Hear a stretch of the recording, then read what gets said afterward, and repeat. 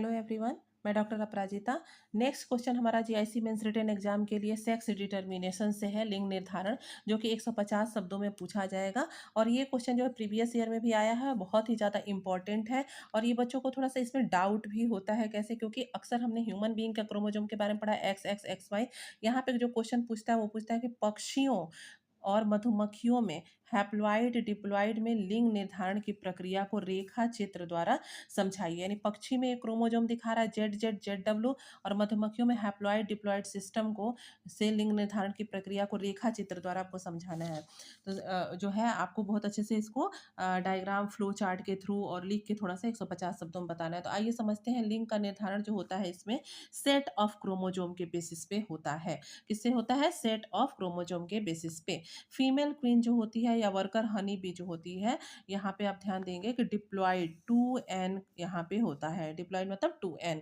Total number of chromosome इसमें किसमें होती है? फीमेल क्वीन मतलब रानी जो मधुमक्खी होती है, क्वीन में, हनी बी में 32 होता है। फर्टिलाइज एक से निषेचन होता है इसका।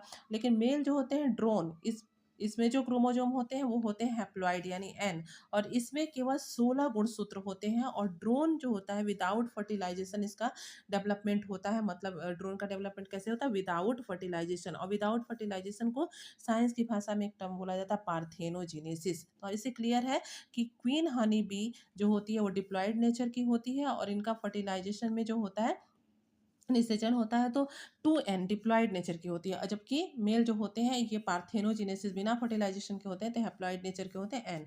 अब इसको फ्लो चार्ट के थ्रू समझिए। सेक्स डिटर्मिनेशन में क्वीन हनी बी को हम ले लेते हैं। तो होता क्या है इसमें?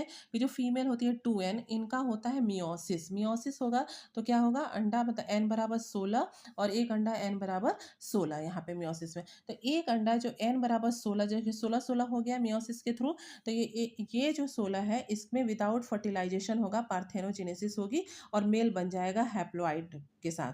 तो n इक्वल टू 16 यहाँ पे मेल बना कैसे? Without fertilization. कैसे? क्वीन हनी बी से ही अर्धसूत्री विभाजन के द्वारा 16 16 डिप्लॉयड था ये, तो 16 16 32 टोटल इसमें क्रोमोजोम होते हैं। तो एक 16 का विदाउट फर्टिलाइजेशन पार्थेनोजेनेसिस हुआ और मेल बन गया।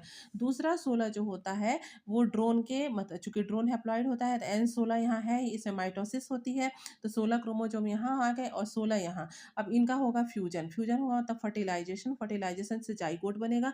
जाइगोट जो होता है डिप्लॉयड नेचर का होगा, 2n इक्वल टू 32। इससे बनेगी क्वीन हनी बी। तो क्वीन हनी बी जो होती है वो फर्टिलाइजेशन से बनती है, और जो मेल बनता है वो विदाउट फर्टिलाइजेशन बनता है पार्थेनोजेनेसिस के थ्रू।